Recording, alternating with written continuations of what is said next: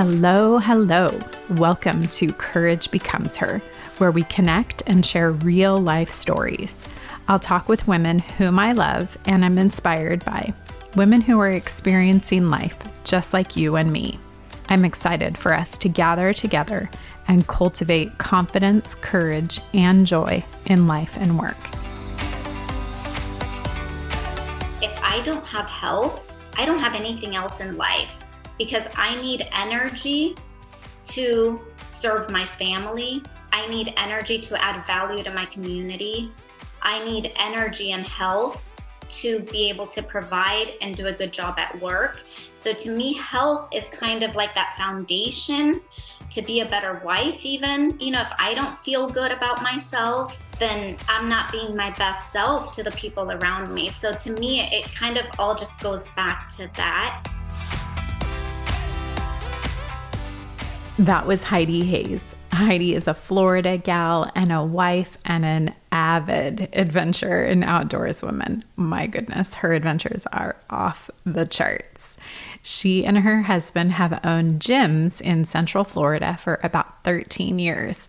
And yep, in this conversation, we are going there. Now, I know it's the holidays and it's super taboo to be talking about food amongst the holidays and exercise amongst the holidays, but this is an important conversation and one that we all think about and just have a really difficult time kind of building consistency and stewarding ourselves well in the areas of our health, of our body, of eating and sleeping and fitness. So in this conversation, I love that Heidi talks about how it is that we steward our health well by aligning behaviors with our values, our value of health, of being healthy, that if that is something that we value, then we need to have our actions reflect that value. I love how we talk about how you find that balance between not being lazy, but also not body shaming yourself. Just such a really valuable and helpful conversation right now that is just, it's happening all over. And so just, I think, a really good thing for us to be talking about. She also talks about not just the motivation for working out, but how exercise has helped her with an autoimmune disorder. And then we talk about this journey that she's been on of seeing food as medicine and a means of preventing illness and disease, which quite honestly is not something that I have really spent a whole lot of time thinking about, but really love that she brings that into the conversation. We also talk about how our approaches to fitness and eating well need to change based on the changing needs of our body and our age and just those different components of our lives. So I'm really excited for you to listen to this conversation that is just free of judgment and free of body shaming and just really helps us to steward ourselves well in the areas of physical health. So thanks for listening in. Heidi, thank you so much for joining me for this conversation and episode of Courage Becomes Her. Thank you so much for inviting me, Laurel. I'm so happy to have you with me. So I asked you to join today to talk about stewarding ourselves well from our bodies, taking care of our bodies. So we'll launch into that here in just a minute. But before we do, let's get to know you a little bit. So something that you and I haven't ever really talked about is Enneagram, but you did a little bit of research to figure out what your Enneagram might be. So tell us what you came up with. So, I didn't know what it was. And apparently I'm an achiever and an enthusiast. Yep. Yeah. And the achiever part didn't surprise me when I read the description. The enthusiast doesn't surprise me as much now after working with you. Honestly, you were the one that really brought to light that I looked at everything through rose-colored glasses. If I recall, that's kind of the quote you used with me. So when I read The Enthusiast, I'm like, oh, well, Laurel was right. That's super funny. Yep. We did have some really good conversations about like kind of facing some tough decisions and that the discomfort in those for you. So that totally does fit for sure. Constantly me seeing the potential until like the potential's not there or somebody has to utilize that potential. I can't just keep rooting for someone or something. That's right. That's right. So good. Okay. How about your love language? Do you know what your love language is? Yes, for me, my love language is definitely quality time Yeah. and touch. Yeah. Yeah. I can definitely see the quality time for sure. That makes sense. Love that. Okay. What's made you laugh or filled your cup in the last 24 hours or so? Oh, wow. In the last 24 hours, hanging out with my husband at night. It's fun because we watch YouTube videos and we're planning our trip coming up and we just have a good time together and I've always told him it's like I'm having a sleepover with my best friend every night. I love that. Oh my gosh, that's so good. Yeah, I love you guys are the best of friends. I love that for sure. Okay, so best show or movie then obviously is YouTube videos of planning for a trip to Italy, I would imagine. So is there like a particular YouTube channel or person that you've been following? We have followed different people in the past. Right now, I'm not currently following anybody in particular. It'll be more like locations we want to go visit. Okay. And then recent movie that we did watch this week of Thanksgiving was Ticket to Paradise. Oh, okay. I haven't With seen that Julia yet. Roberts and George Clooney. I'm a big Julia Roberts fan. So yeah, I'll watch anything Julia Roberts. Good. Yeah. So was it good? I haven't It seen it was. yet. It was Yeah. a good one. It's a Okay. romantic Worth comedy. watching. I love romantic comedies and it was good. Fun. Good. All right. How about book that's transformed your life? Um, that's hard to say. As I reflect back, like I read a lot of different genres from, self-development to work-related books to health-related books, to just novels. But as I really try to think back to something that I would say maybe it was a little more life-changing and influential at a young age, it's going to sound really maybe silly, but The Automatic Millionaire by David Bach. Okay. And the reason was because it was just really eye-opening that that a couple that wasn't necessarily wealthy was able to just pay themselves first and Mm. acquire the $1 million, even though they raised kids and sent them to college. And so that was really eye-opening to me in the sense of every little thing, if you just stay consistent, adds up. And of Yeah. course, with the compounding effect. But I've been able to utilize that in other aspects of my life, not just financial aspects. So, Interesting. Wow. I haven't ever read that. So definitely sounds like just teaching you like good, healthy disciplines overall. yeah. And I read it was like his original version. I think it was in the early 2000s. So Hmm. we had just gotten married and we were trying to just kind of like plan our financial Wow. future per se. And yeah. I love that. Wonderful. Well, thank you.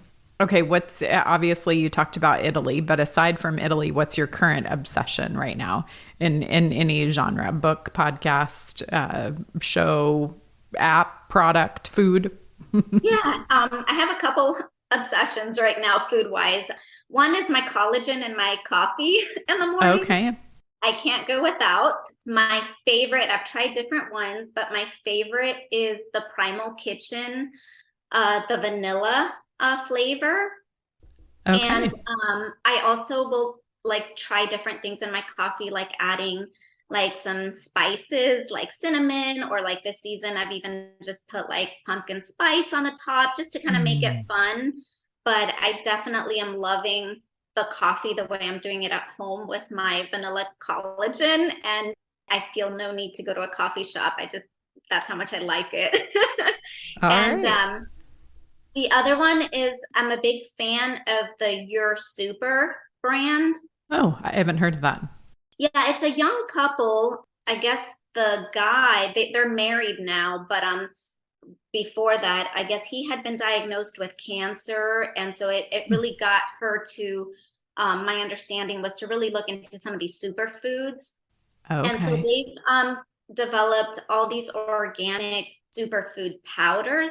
But what I like about them, because there's a lot of different products out there, but what I love about their products is each powder only has 6 ingredients, Wow. and none of them are any type of a preservative. So they're all Wow. true ingredients. So Wow. I use a lot of their powders, at different times for different things. But Okay. Oh, yeah. that's good. Good to know. Thank you for sharing that. And I will definitely link each of those in the show notes. So this is part of the reason why I wanted you to come and talk with us about how it is that we, steward ourselves well, take care of our bodies, from eating well, sleeping well, exercising, fitness, all of those components. Because even just in these first couple minutes, you've already shared like some really incredible insights and tips for us of things that you're doing. So maybe just back up with your story a little bit, or share kind of some of the beginnings of your story of you've owned gyms for 13 years and you are someone who loves working out. You've told me that from when we first met, 5 or so years ago. So how did you get to a place for you where working out is something that, and taking care of your body is something that you enjoy and, don't necessarily feel as a drudgery or, as a guilt-based thing or a shame-based thing like, so many other of us struggle with?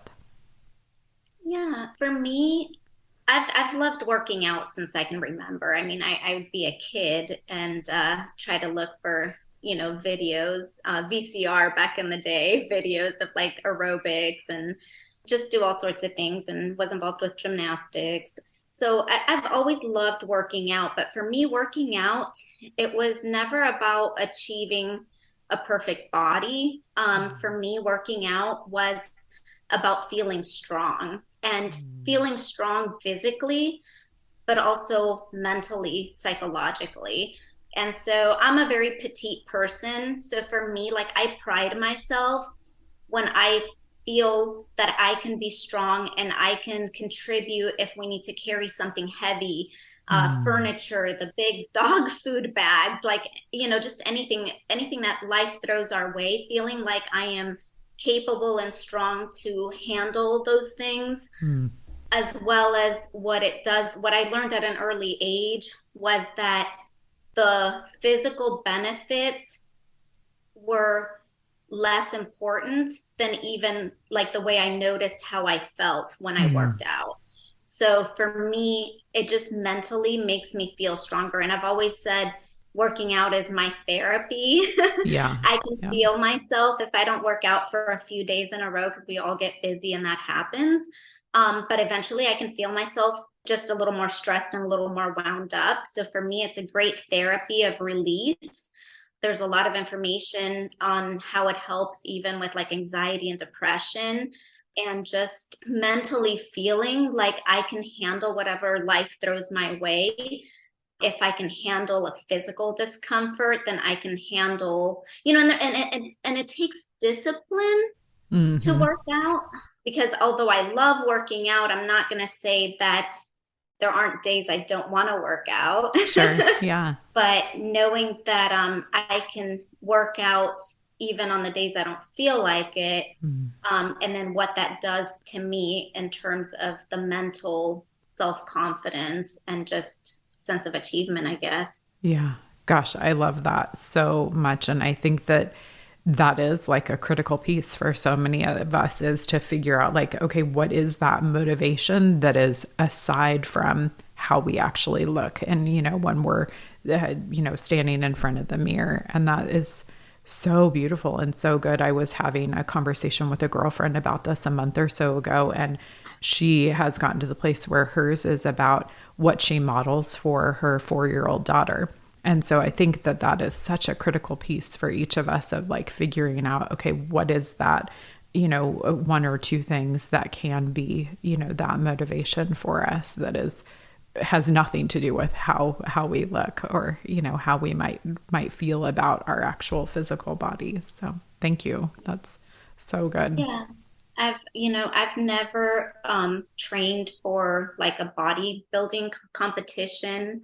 I've never been interested in that. Would I like to look that way? Absolutely. Have I ever looked that way? No. Um, but for me, my why is not that. Mm, And I feel like on a personal level, I don't think that's the healthiest mm, personally. And yeah. so my why is tied more to my health. Yeah. Well, and I think too, like for those of us who are in the over 40 crowd, nearing 50 crowd and beyond, like at least I know for me and for others in our age group who I've talked with, like thinking about ourselves as 60 somethings or 70 somethings and thinking, oh my gosh, like I'm already starting to feel like balance challenges right now, like physically balance, like falling over balance.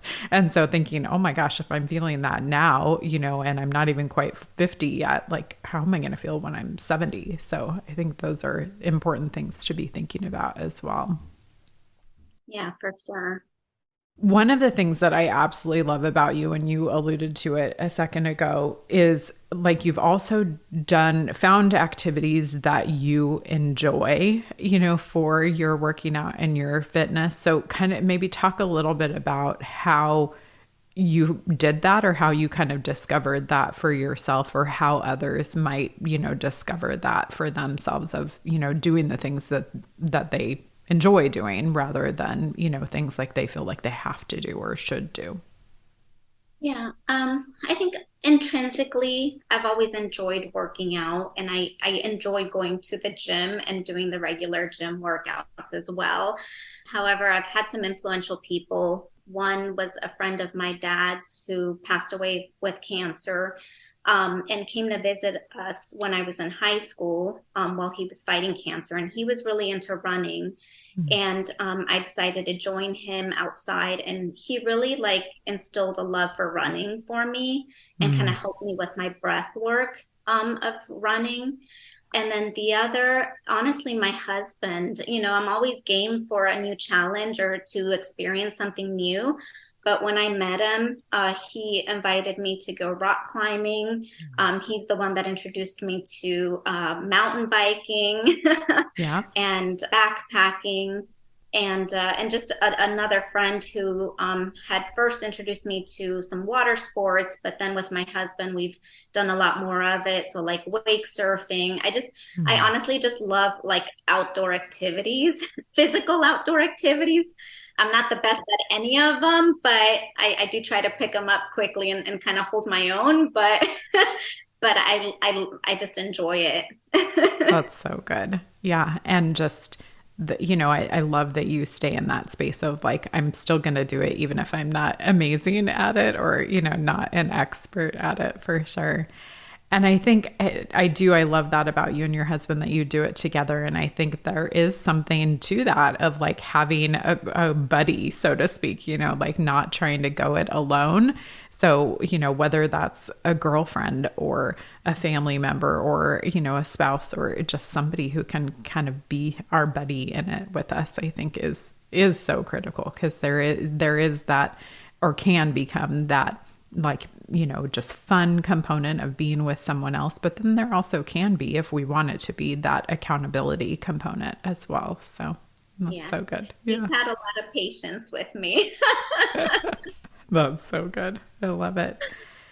So obviously you hear this way more than I do because of owning gyms and walking in the circle so much, but there's such a big focus on not body shaming ourselves. And like, I think some people are even dreading listening to this conversation because they're feeling like, oh my gosh, one more conversation about, what am I eating and how am I exercising and that sort of thing, because we have just such this, kind of focus on the body shaming element. So how maybe give some ideas and insights from your perspective of how do we kind of hold space for not, body shaming ourselves, but also not moving to the other extreme of becoming lazy or allowing ourselves to become lazy because of that. What are your thoughts on that? Yeah, I've seen all sorts of extremes, where members have told us they've sat outside in the parking lot for an hour plus, just pumping themselves up to come inside our doors to check out the gym for the first time. And I think there's the misconception that the gyms are packed with, that the perfect Barbie doll bodies in there. And my biggest thing is just know that we're all in there in life, not even just in the gym, in life. It's you against you. And even at a gym, like no one's really watching somebody else because they're so consumed with themselves. So we feel intimidated and we think that others are watching, but they're really not, because they're all feeling the same way. And extremes can be both sided. It can be the, you know, don't do anything about your health and, sit on the couch and eat. But it can, I've seen it drastically in the other direction with the obsession of overworking out and not giving yourself the recovery time that you need to really stay healthy. So my biggest advice is just, it's in this game of life, it's you versus you, and don't worry about what anybody else is doing. And trust me, they're not paying attention to you. Anyway, yeah, that's so good. Yeah. And that, I think that's so beautiful and such an important reminder for us of like, we each need to find for ourselves, like what that looks like. What does stewarding ourselves well, our bodies well look like? And that's going to be different for each and every one of us. So I think that's so good. Oh, yes, absolutely. We see that people join the gym for so many different reasons. We're not in there all for the same purpose. We're not in the same journey where, our end game isn't even the same of the reason why we're doing it. So just knowing that wherever you are in that healthier version of you and where you are in that journey, that's okay. Like that's where you are. And as long as you're progressing and moving forward and doing something about it, then you're succeeding. Yeah. But also knowing why are you doing this is really important, because on the days that you don't feel like doing it, that why is what's going to keep you going. Yeah. Yeah. That's so good. Okay. So we've talked a lot about the exercise part of it, but I think as we've crossed over this, into the 40 something, nearing into the 50 something world, like at least for me, like the food part of it has become such a bigger component. Like I can't go and, run 5 miles anymore and just, have the weight shed off like it used to. The metabolism factor is real. So for those of us that, for those of us that is the case, like what does, kind of sustainable success, from a food perspective look like? Yeah. And, this has been the hardest struggle for me personally. Like you mentioned earlier, I've always loved working out. I love pushing my body. I love feeling like I'm strong. I love that challenge. But fortunately and unfortunately, because I've always been athletic and petite, food was definitely not a focus for me in my younger years. I didn't have to worry about being overweight. I didn't get the freshman 10. I would go for a run and easily lose a couple pounds. So for me at that age in your, early 20s and late teens where, I can still look good in a bathing suit and not worry about what I eat, I was also a very picky eater. So I loved eating out of appetizers on the menu if I went to a restaurant, and I was a snacker, and things kind of caught up with me as our metabolism starts slowing down. I also ended up with an autoimmune disorder in my late 20s. And that was my first, in my late 20s, when I struggled with that, that was my first eye opener that food is medicine and that I am not eating to look good. I'm eating to feel good. I'm Oh, eating to prevent illnesses. I'm eating for longevity. And so that's where my focus had to change in changing my eating habits. wow. That's huge.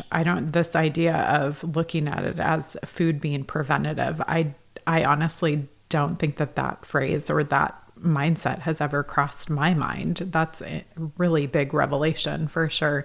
So kind of if we look at that, like what then does that mean for us in our decision making? Like how have you utilized that for yourself? Yeah, and I think it may mean different things for different people, just depending where you're at, and kind of what your goals are or what your needs Mm. are health wise. And I'm by no means a medical person or a nutritionist, but for me, just working in the health and fitness industry through the gyms, I've had the opportunity and I've been lucky to have a lot of access to different speakers and different information.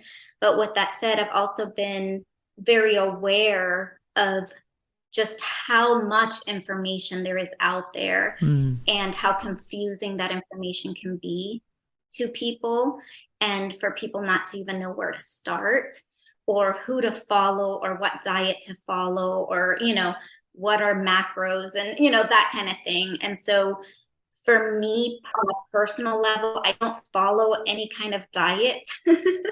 Yep. I follow just healthy eating for me. Uh-huh. And that has meant different things at different times. So Mm. I have definitely gone through periods of some type of elimination diet. I also have done cleanses.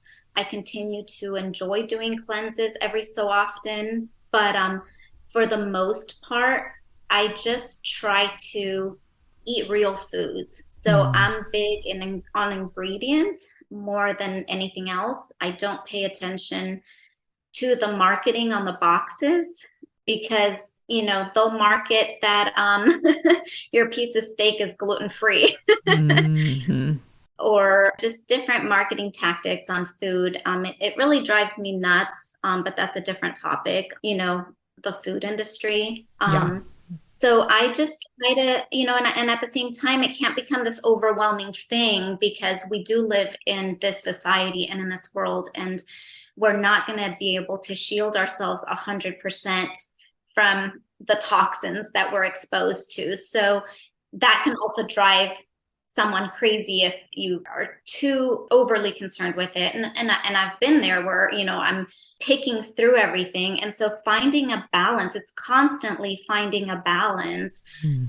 and then staying mindful. That's so good. So for me, yeah, it's not a diet I follow. I don't necessarily believe that a diet would work for me, but it's continuously just staying mindful, looking at ingredients, trying to pick good quality foods.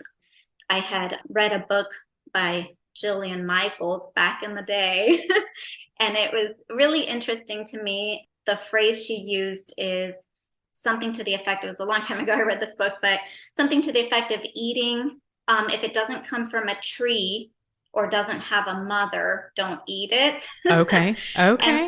she said, have you ever seen a Cheetos tree? And it just like really resonated with me because I loved Cheetos. And so it's just little things like that we pick tools along the way of what works. And I'm not perfect by any means. I don't always eat perfect, but I do try to reel it back. And Yeah. so in my younger years, I was also more of the mentality, which I think a lot of people can probably relate to, an all or nothing. Either I'm Hmm. perfect or if I blow it, I've blown it and I'll start Monday or I'll start tomorrow or I'll start, Yeah. and I've really had to work on the mindset that you pick it up at the next meal. You That's pick it right. up at the next time that you're going to put something in your mouth. Yeah. And you learn from the patterns that you have and you work on that. And so back to the book that I mentioned, The Automatic Millionaire, for me, it was, the compounding effect. Like I'm doing this for my health. Yeah. And my why is not only do I enjoy feeling strong and healthy, but one of my top values in life is health. Mm. So if I'm going to live according to my values, then my behaviors have to align to that value. Yeah. And for me, that health aspect is, if I don't have health, I don't have anything else in life, because I need energy to serve my family. I need energy to add value to my community. I need energy and health to be able to provide and do a good job at work. So to me, health is kind of like that foundation to be a better wife, even. If I don't feel good about myself, then I'm not being my best self to the people around me. So to me, it kind of all just goes back to that. And back to the book of the compounding effect is, if I can just do a little bit better or something right today, with time, it'll compound and add to big changes. Yep. And so that mentality really helped me not focus on the perfect or throw it out until the next time I'm ready to be perfect, but just reminding myself that just like your financial growth can happen by paying yourself first and staying consistent, so does like your health bank. Yep. And so whatever you can do today towards filling your health physically and emotionally, psychologically, then you're moving in the right direction. Yeah. I love it. So good. Thank you so much.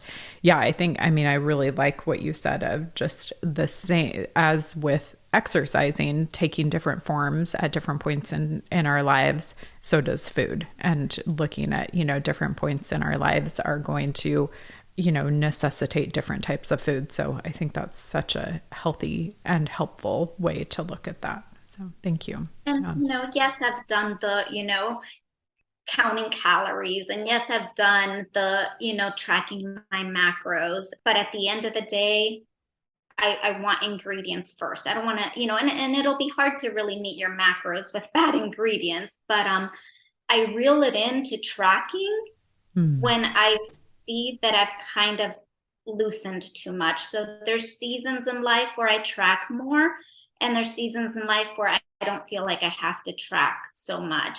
But at the end of the day, I'm also a big believer that we improve what we measure, and we don't know what we need to improve if we don't measure it or know our baseline.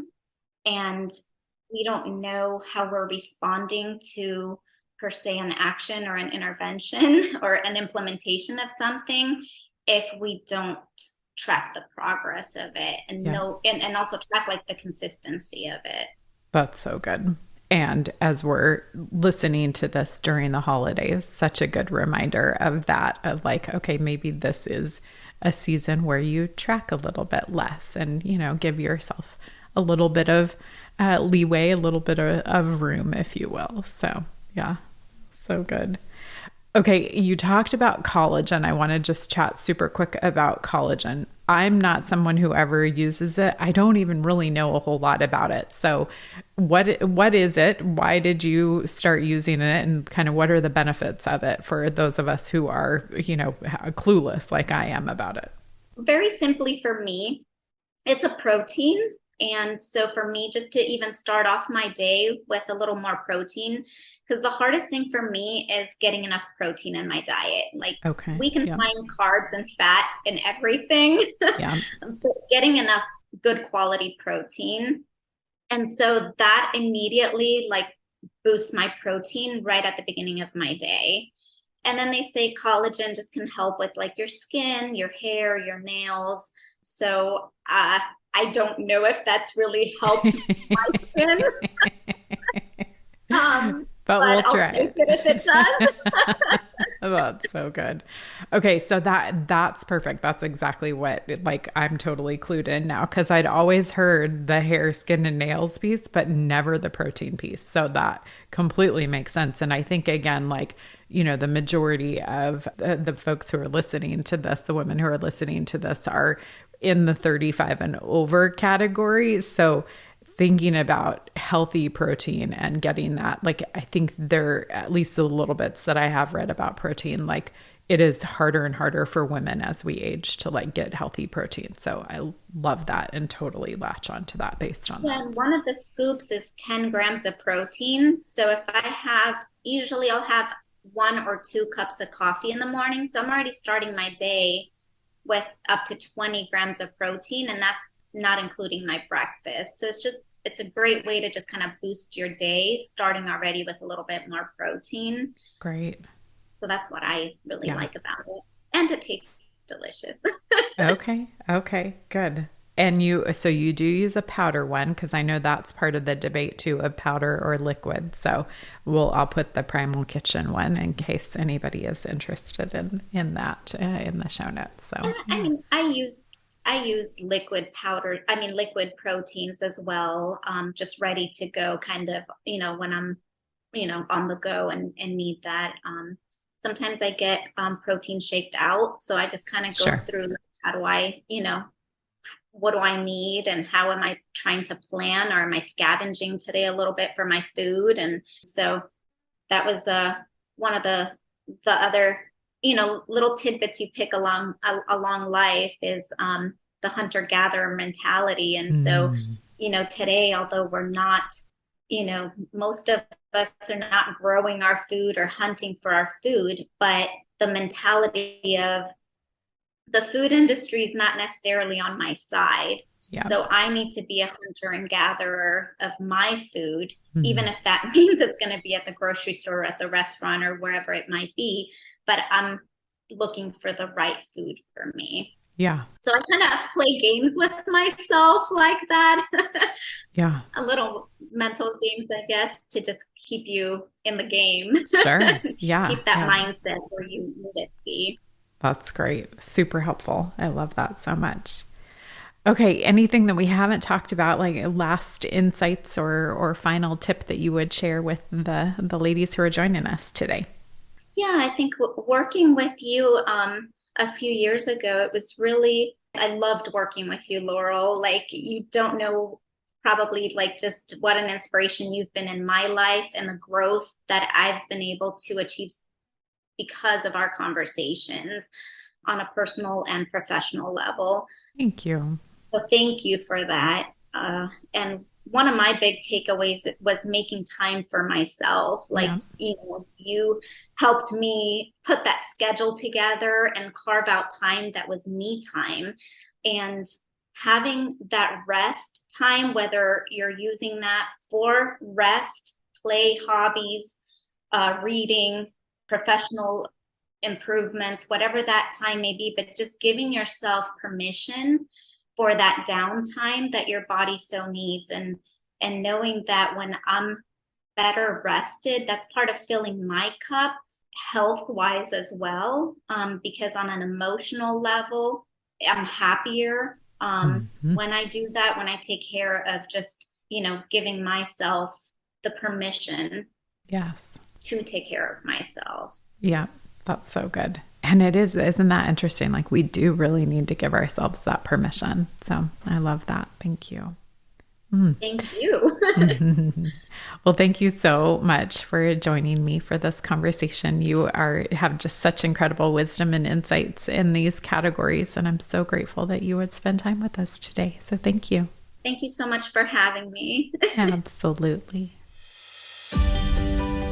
I am so grateful for this conversation with Heidi today. There were so many takeaways for me in it and just helpful insights. But the one that really sticks with me the most is the importance and the value of finding our why, finding our motivation, and making sure that it is separate from how we look, what we look like when we look in the mirror, because we all know that that goes away and absolutely changes over time, and just so much of a moving target that it cannot be a healthy motivation or a healthy why for us. So I really love that we talked about that, and just that our bodies are going to change and our needs are going to change over time. And so really looking at this idea of stewarding our bodies well, knowing that it is something that is changing and is so different for each and every one of us. And We talked about it in a previous episode of comparing ourselves to one another. This is an area where we just simply cannot compare ourselves to anyone else. No one has the body that we have, and we all have different needs and different areas that work for us. So finding that for ourselves and really rooting that in what Heidi talked about of just this value of our health overall. So thanks so much for listening to this conversation with Heidi. Some really great insights or notes in the show notes, as well as contact information for Heidi if you'd like to reach out to her. So thanks for joining. What an honor to help you to cultivate confidence, courage, and joy in your life and work. Thank you so much for inviting me to journey with you. I look forward to being back with you next week, where we'll hear another story from a woman whom I love and am inspired by and look forward to learning from.